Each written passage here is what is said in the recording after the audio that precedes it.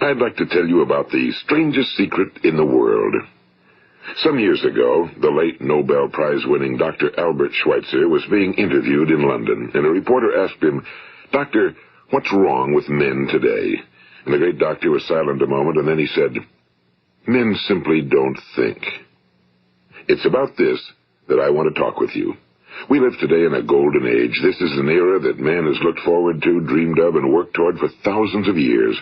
But since it's here, we pretty well take it for granted. We in America are particularly fortunate to live in the richest land that ever existed on the face of the earth, a land of abundant opportunity for everyone. But do you know what happens? Well, let's take 100 men who start even at the age of 25. Do you have any idea what will happen to those men by the time they're 65?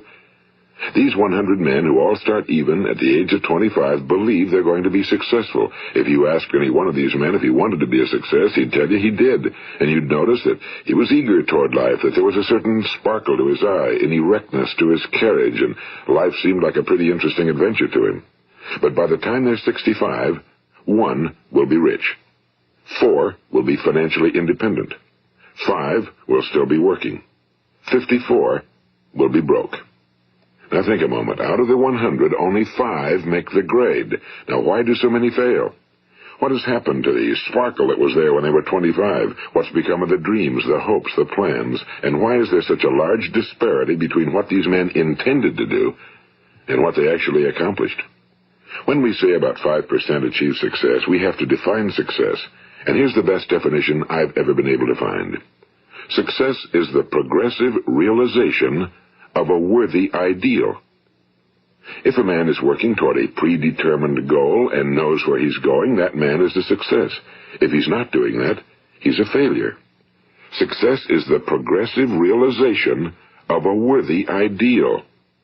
Rollo May, the distinguished psychiatrist, wrote a wonderful book called Man's Search for Himself. And in this book he says, the opposite of courage in our society is not cowardice.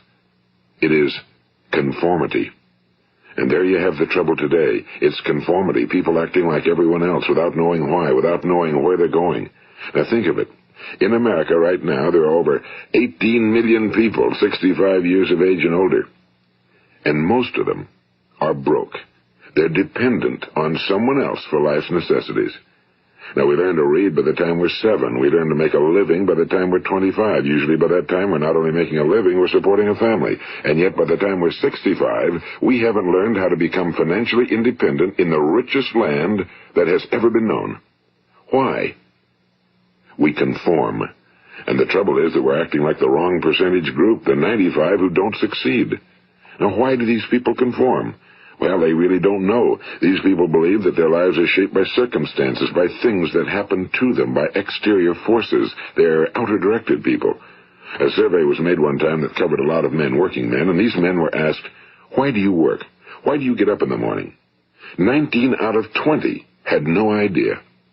If you ask them, they'll say, well, everyone goes to work in the morning, and that's the reason they do it, because everyone else is doing it. Now let's get back to our definition of success. Who succeeds? The only person who succeeds is the person who is progressively realizing a worthy ideal. He's the person who says, I'm going to become this, and then begins to work toward that goal. I'll tell you who the successful people are. A success is the school teacher who's teaching school because that's what he or she wants to do. The success is the woman who's a wife and mother because she wanted to become a wife and mother and is doing a good job of it. The success is the man who runs the corner gas station because that was his dream. That's what he wanted to do. The success is the successful salesman who wants to become a top-notch salesman and grow and build with his organization. A success is anyone who is doing deliberately a predetermined job because that's what he decided to do deliberately. But only 1 out of 20 does that. That's why today there isn't really any competition unless we make it for ourselves. Instead of competing, all we have to do is create. You know, for 20 years, I looked for the key which would determine what would happen to a human being. Was there a key I wanted to know which would make the future a promise that we could foretell to a large extent? Was there a key that would guarantee a person's becoming successful if he only knew about it and knew how to use it? Well, there is such a key, and I've found it. Have you ever wondered why so many men work so hard and honestly without ever achieving anything in particular, and others don't seem to work hard and yet seem to get everything? They seem to have the magic touch. You've heard them say that about someone. Everything he touches turns to gold. And have you ever noticed that a man who becomes successful tends to continue to become successful? And on the other hand, have you noticed how a man who's a failure tends to continue to fail? Well, it's because of goals. Some of us have goals, some don't. People with goals succeed because they know where they're going. It's that simple. Think of a ship leaving a harbor, and think of it with the complete voyage mapped out and planned. The captain and crew know exactly where it's going and how long it'll take. It has a definite goal. Now, 9,999 times out of 10,000, it will get to where it started out to get. Now let's take another ship, just like the first, only let's not put a crew on it or a captain at the helm. Let's give it no aiming point, no goal, no destination. We just start the engines and let it go. I think you'll agree with me that if it gets out of the harbor at all, it will either sink or wind up on some deserted beach, a derelict. It can't go anyplace because it has no destination and no guidance, and it's the same with a human being. Take the salesman, for example. There's no other person in the world today with the future of a good salesman. Selling is the world's highest paid profession, if we're good at it and if we know where we're going. Every company needs top-notch salesmen, and they reward those men. The sky's the limit for them. But how many can you find? Someone once said the human race is fixed, not to prevent the strong from winning, but to prevent the weak from losing. The American economy today can be likened to a convoy in time of war. The entire economy is slowed down to protect its weakest link, just as the convoy had to go at the speed that would permit its slowest vessel to remain in formation. That's why it's so easy to make a living today. It takes no particular brains or talent to make a living and support a family today. So we have a plateau of so-called security, if that's what a person's looking for. But we do have to decide how high above this plateau we want to aim. Now let's get back to the strangest secret in the world, the story that I wanted to tell you today. Why do men with goals succeed in life and men without them fail? Well, let me tell you something which, if you really understand it, will alter your life immediately. If you understand completely what I'm going to tell you from this moment on, your life will never be the same again. You will suddenly find that good luck just seems to be attracted to you. The things you want just seem to fall in line, and from now on you won't have the problems, the worries, the gnawing lump of anxiety that perhaps you've experienced before. Doubt, fear, well, they'll be things of the past. Here's the key to success and the key to failure. We become what we think about. Now let me say that again. We become what we think about. Throughout all history, the great wise men and teachers, philosophers and prophets have disagreed with one another on many different things. It's only on this one point that they are in complete and unanimous agreement. Listen to what Marcus Aurelius, the great Roman emperor, said. A man's life is what his thoughts make of it. Disraeli said this, everything comes if a man will only wait. I've brought myself by long meditation to the conviction that a human being with a settled purpose must accomplish it, and that nothing can resist a will that will stake even existence for its fulfillment. Ralph Waldo Emerson said this, a man is what he thinks about all day long. William James said, the greatest discovery of my generation is that human beings can alter their lives by altering their attitudes of mind. And he also said, we need only in cold blood act as if the thing in question were real, and it will become infallibly real by growing into such a connection with our life that it will become real. It will become so knit with habit and emotion that our interest in it will be those which characterize belief. And he also said, if you only care enough for a result, you will almost certainly attain it. If you wish to be rich, you will be rich. If you wish to be learned, you will be learned. If you wish to be good, you will be good. Only you must then really wish these things and wish them exclusively, and not wish at the same time 100 other incompatible things just as strongly. In the Bible, you read in Mark 9:23, if thou canst believe, all things are possible to him that believeth. My old friend Dr. Norman Vincent Peale put it this way, this is one of the greatest laws in the universe. Fervently do I wish I had discovered it as a very young man. It dawned upon me much later in life, and I found it to be one of the greatest, if not my greatest discovery outside of my relationship to God. The great law, briefly and simply stated, is that if you think in negative terms, you will get negative results. If you think in positive terms, you will achieve positive results. That is the simple fact, he went on to say, which is at the basis of an astonishing law of prosperity and success. In 3 words, believe and succeed. William Shakespeare put it this way: our doubts are traitors and make us lose the good we oft might win by fearing to attempt. George Bernard Shaw said, people are always blaming their circumstances for what they are. I don't believe in circumstances. The people who get on in this world are the people who get up and look for the circumstances they want, and if they can't find them, make them. Well, it's pretty apparent, isn't it? And every person who discovered this for a while believed that he was the first one to work it out. We become what we think about. Now, it stands to reason that a person who's thinking about a concrete and worthwhile goal is going to reach it, because that's what he's thinking about, and we become what we think about. Conversely, the man who has no goal, who doesn't know where he's going, and whose thoughts must therefore be thoughts of confusion and anxiety and fear and worry, becomes what he thinks about. His life becomes one of frustration and fear and anxiety and worry. And if he thinks about nothing, he becomes nothing. Now, how does it work? Why do we become what we think about? Well, I'll tell you how it works as far as we know. Now, to do this, I want to tell you about a situation that parallels the human mind. Suppose a farmer has some land, and it's good fertile land. Now, the land gives the farmer a choice. He may plant in that land whatever he chooses. The land doesn't care. It's up to the farmer to make the decision. Now, remember, we're comparing the human mind with the land because the mind, like the land, doesn't care what you plant in it. It will return what you plant, but it doesn't care what you plant. Now, let's say that the farmer has 2 seeds in his hand. One is a seed of corn. The other is nightshade, a deadly poison. He digs 2 little holes in the earth, and he plants both seeds, one corn, the other nightshade. He covers up the holes, waters, and takes care of the land, and what will happen? Invariably, the land will return what's planted. As it's written in the Bible, as ye sow, so shall ye reap. Now remember, the land doesn't care. It'll return poison in just as wonderful abundance as it will corn. So up come the 2 plants, one corn, one poison.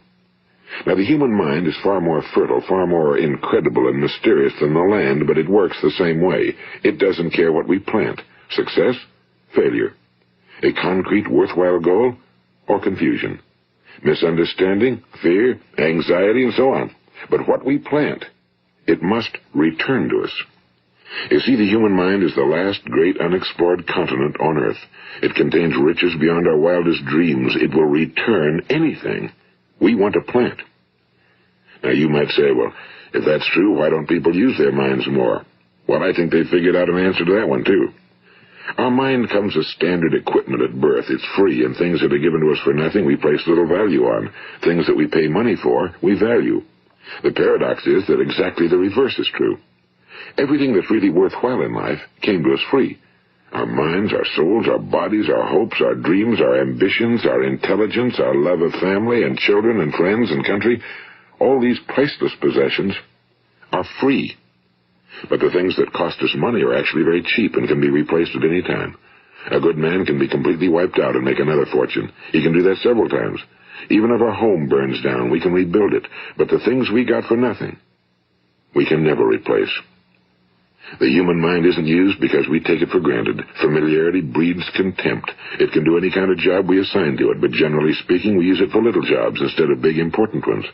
Universities have proved that most of us are operating on about 10% or less of our abilities. So decide now, what is it you want? Plant your goal in your mind. It's the most important decision you'll ever make in your entire life. What is it you want? Do you want to be an outstanding salesman? A better worker at your particular job? Do you want to go places in your company, in your community? Do you want to get rich? All you've got to do is plant that seed in your mind, care for it, work steadily toward your goal, and it will become a reality. It not only will, there's no way that it cannot.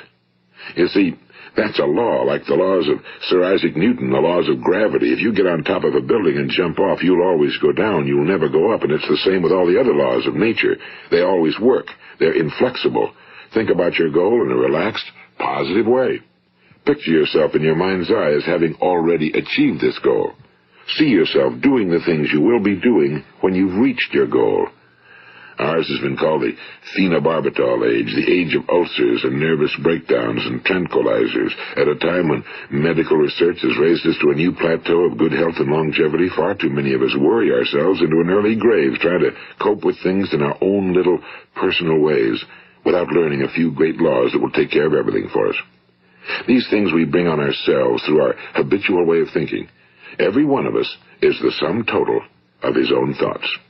He is where he is because that's exactly where he really wants to be, whether he'll admit that or not. Each of us must live off the fruit of his thoughts in the future, because what you think today and tomorrow, next month and next year, will mold your life and determine your future. You're guided by your mind. I remember one time I was driving through eastern Arizona, and I saw one of those giant earth-moving machines roaring along the road at about 35 miles an hour with what looked like 30 tons of dirt in it, a tremendous, incredible machine, and there was a little man perched way up on top with the wheel in his hands guiding it. And as I drove along, I was struck by the similarity of that machine to the human mind. Just suppose you're sitting at the controls of such a vast source of energy. Are you going to sit back and fold your arms and let it run itself into a ditch? Or are you going to keep both hands firmly on the wheel and control and direct this power to a specific, worthwhile purpose? It's up to you. You're in the driver's seat. You see, the very law that gives us success is a two-edged sword. We must control our thinking. The same rule that can lead a man to a life of success, wealth, happiness, and all the things he ever dreamed of for himself and his family. That very same law can lead him into the gutter. It's all in how he uses it, for good or for bad. This is the strangest secret in the world. Now, why do I say it's strange, and why do I call it a secret? Actually, it isn't a secret at all. It was first promulgated by some of the earliest wise men, and it appears again and again throughout the Bible, but very few people have learned it, understand it. That's why it's strange, and why for some equally strange reason it virtually remains a secret. I believe that you could go out and walk down the main street of your town and ask one man after another what the secret of success is, and you probably wouldn't run into one man in a month who could tell you. Now, this information is enormously valuable to us if we really understand it and apply it. It's valuable to us not only for our own lives, but the lives of those around us, our families, employees, associates, and friends. Life should be an exciting adventure. It should never be a bore. A man should live fully, be alive. He should be glad to get out of bed in the morning. He should be doing a job he likes to do because he does it well. One time I heard Grove Patterson, the great late editor-in-chief of the Toledo Daily Blade, make a speech, and as he concluded his speech, he said something I've never forgotten. He said, "My years in the newspaper business have convinced me of several things. Among them, that people are basically good, and that we came from someplace, and we're going someplace. So we should make our time here an exciting adventure. The architect of the universe didn't build a stairway leading nowhere." And the greatest teacher of all, the carpenter from the plains of Galilee, gave us the secret time and time again. As ye believe, so shall it be done unto you. I've explained the strangest secret in the world and how it works. Now, on this side, I want to explain how you can prove to yourself the enormous returns possible in your own life by putting this secret to a practical test. I want you to make a test that will last 30 days. It isn't going to be easy, but if you'll give it a good try, it will completely change your life for the better. Now, back in the 17th century, Sir Isaac Newton, the English mathematician and natural philosopher, gave us some natural laws of physics which apply as much to human beings as they do to the movement of bodies in the universe. And one of these laws is that for every action, there is an equal and opposite reaction. Simply stated, as it applies to you and me, it means we can achieve nothing without paying the price. The results of your 30-day experiment will be in direct proportion to the effort you put forth. To be a doctor, you must pay the price of long years of difficult study. To be successful in selling, and remember that each of us succeeds to the extent of his ability to sell. Selling our families on our ideas, selling education in schools, selling our children on the advantages of living the good and honest life, selling our associates and employees on the importance of being exceptional people. To, of course, the profession of selling itself. But to be successful in selling our way to the good life, we must be willing to pay the price. And what is that price? Well, it's many things. First, it's understanding emotionally, as well as intellectually, that we literally become what we think about, that we must control our thoughts if we're to control our lives. It's understanding fully that as ye sow, so shall ye reap. Second, it's cutting away all fetters from the mind and permitting it to soar as it was divinely designed to do. It's the realization that your limitations are self-imposed and that the opportunities for you today are enormous beyond belief. It's rising above narrow-minded pettiness and prejudice. And third, it's using all your courage to force yourself to think positively on your own problem, to set a definite and clearly defined goal for yourself, to let your marvelous mind think about your goal from all possible angles, to let your imagination speculate freely upon many different possible solutions, to refuse to believe that there are any circumstances sufficiently strong to defeat you in the accomplishment of your purpose, to act promptly and decisively when your course is clear, and to keep constantly aware of the fact that you are, at this moment, standing in the middle of your own acres of diamonds, as Russell Conwell used to point out. And fourth, save at least 10% of every dollar you earn. It's also remembering that no matter what your present job, it has enormous possibilities, if you're willing to pay the price. Now let's just go over the important points in the price each of us must pay to achieve the wonderful life that can be ours. It is, of course, worth any price. 1. You will become what you think about. 2. Remember the word imagination and let your mind begin to soar. 3. Courage. Concentrate on your goal every day. 4. Save 10% of what you earn. And 5. Action. Ideas are worthless unless we act on them. Now, I'll try to outline the 30-day test I want you to make. Keep in mind that you have nothing to lose by making this test and everything you could possibly want to gain. There are two things that may be said of everyone. Each of us wants something, and each of us is afraid of something. I want you to write on a card what it is you want more than anything else. It may be more money. Perhaps you'd like to double your income or make a specific amount of money. It may be a beautiful home. It may be success at your job. It may be a particular position in life. It could be a more harmonious family. Each of us wants something. Now write down on your card specifically what it is you want. Make sure it's a single goal and clearly defined. You needn't show it to anyone, but carry it with you so that you can look at it several times a day. Think about it in a cheerful, relaxed, positive way each morning when you get up, and immediately you have something to work for, something to get out of bed for, something to live for. Look at it every chance you get during the day and just before going to bed at night. And as you look at it, remember that you must become what you think about, and since you're thinking about your goal, you realize that soon it will be yours. In fact, it's yours really the moment you write it down and begin to think about it. Look at the abundance all around you as you go about your daily business. You have as much right to this abundance as any other living creature. It's yours for the asking. Now we come to the difficult part. Difficult because it means the formation of what is probably a brand new habit, and new habits are not easily formed. Once formed, however, it will follow you for the rest of your life. Stop thinking about what it is you fear. Each time a fearful or negative thought comes into your consciousness, replace it with a mental picture of your positive and worthwhile goal. And there'll come times when you'll feel like giving up. It's easier for a human being to think negatively than positively. That's why only 5% are successful. You must begin now to place yourself in that group. For 30 days, you must take control of your mind. It will think about only what you permit it to think about. Each day for this 30-day test, do more than you have to do. In addition to maintaining a cheerful, positive outlook, give of yourself more than you've ever done before. Do this knowing that your returns in life must be in direct proportion to what you give. The moment you decide on a goal to work toward, you're immediately a successful person. You are then in that rare and successful category of people who know where they're going. Out of every 100 people, you belong to the top 5. Don't concern yourself too much with how you're going to achieve your goal. Leave that completely to a power greater than yourself. All you have to do is know where you're going. The answers will come to you of their own accord and at the right time. Remember these words from the Sermon on the Mount, and remember them well. Keep them constantly before you this month of your test. Ask, and it shall be given you. Seek, and ye shall find. Knock, and it shall be opened unto you. For every one that asketh receiveth, and he that seeketh findeth, and to him that knocketh it shall be opened. It's as marvelous and as simple as that. In fact, it's so simple that in our seemingly complicated world, it's difficult for an adult to understand that all he needs is a purpose and faith. For 30 days, do your very best.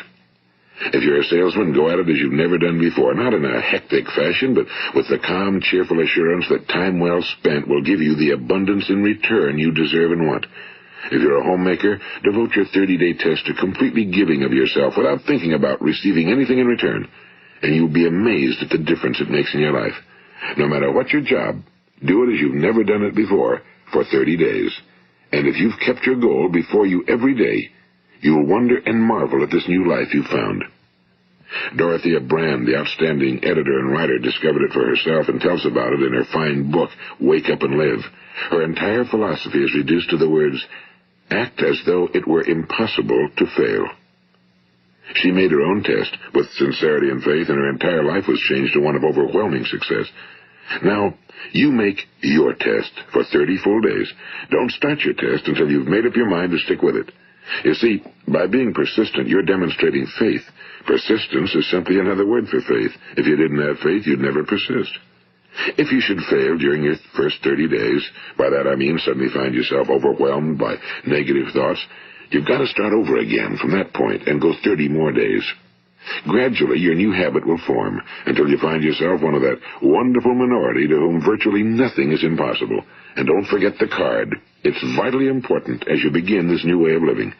On one side of the card, write your goal, whatever it may be. On the other side, write the words we've quoted from the Sermon on the Mount. Ask, and it shall be given you. Seek, and ye shall find. Knock, and it shall be opened unto you.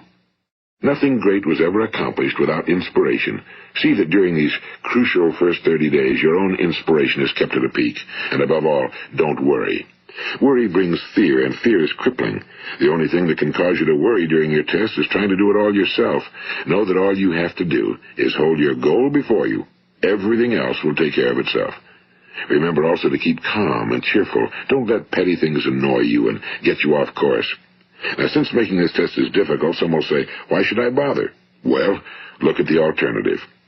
No one wants to be a failure. No one really wants to be a mediocre individual. No one wants a life constantly filled with worry and fear and frustration. Therefore, remember that you must reap that which you sow. If you sow negative thoughts, your life will be filled with negative things. If you sow positive thoughts, your life will be cheerful, successful, and positive. Now, gradually, you will have a tendency to forget what you've heard on this recording. Play it often. Keep reminding yourself of what you must do to form this new habit. Gather your whole family around at regular intervals and listen to what's been said here. You know, most men will tell you that they want to make money without understanding the law. The only people who make money work in a mint. The rest of us must earn money. This is what causes those who keep looking for something for nothing or a free ride to fail in life. The only way to earn money is by providing people with services or products which are needed and useful. We exchange our time and our product or service for the other man's money. Therefore, the law is that our financial return will be in direct proportion to our service. Now, success is not the result of making money. Making money is the result of success, and success is in direct proportion to our service. Most people have this law backwards. They believe that you're successful if you earn a lot of money.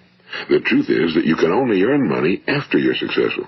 It's like the story of the man who sat in front of the stove and said to it, give me heat, and then I'll add the wood. How many men and women do you know, or do you suppose there are today, who take the same attitude toward life? There are millions.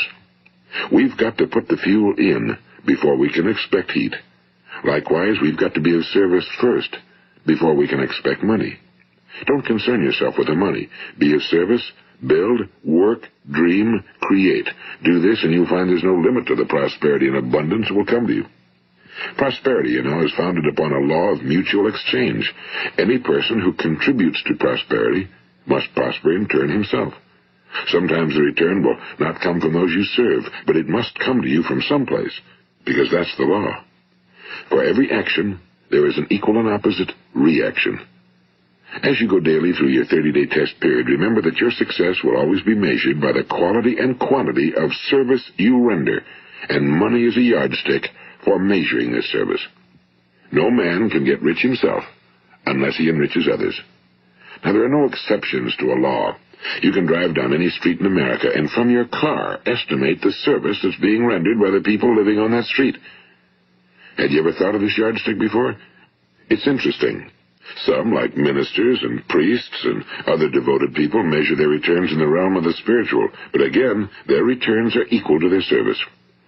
Once this law is fully understood, any thinking person can tell his own fortune. If he wants more, he must be of more service to those from whom he receives his return.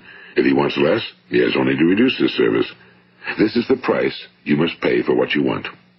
If you believe you can enrich yourself by deluding others, you can end only by deluding yourself. It may take some time, but just as surely as you breathe, you'll get back what you put out. Don't ever make the mistake of thinking you can avert this. It's impossible. The prisons and the streets where the lonely walk are filled with people who tried to make new laws just for themselves. We may avoid the laws of man for a while, but there are greater laws that cannot be broken. An outstanding medical doctor recently pointed out 6 steps that will help you realize success. 1. Set yourself a definite goal. 2. Quit running yourself down. 3. Stop thinking of all the reasons why you cannot be successful and instead think of all the reasons why you can. 4. Trace your attitudes back through your childhood and try to discover where you first got the idea you couldn't be successful, if that's the way you've been thinking. 5. Change the image you have of yourself by writing out a description of the person you would like to be. And 6.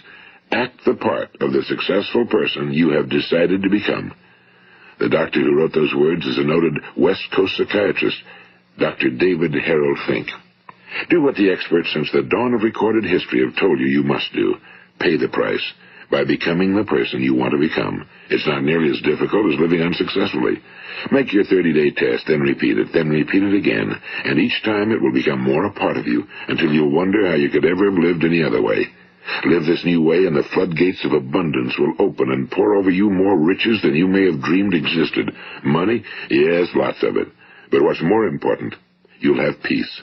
You'll be in that wonderful minority who lead calm, cheerful, successful lives. Start today. You have nothing to lose, but you have a whole life to win. This is Earl Nightingale, and thank you.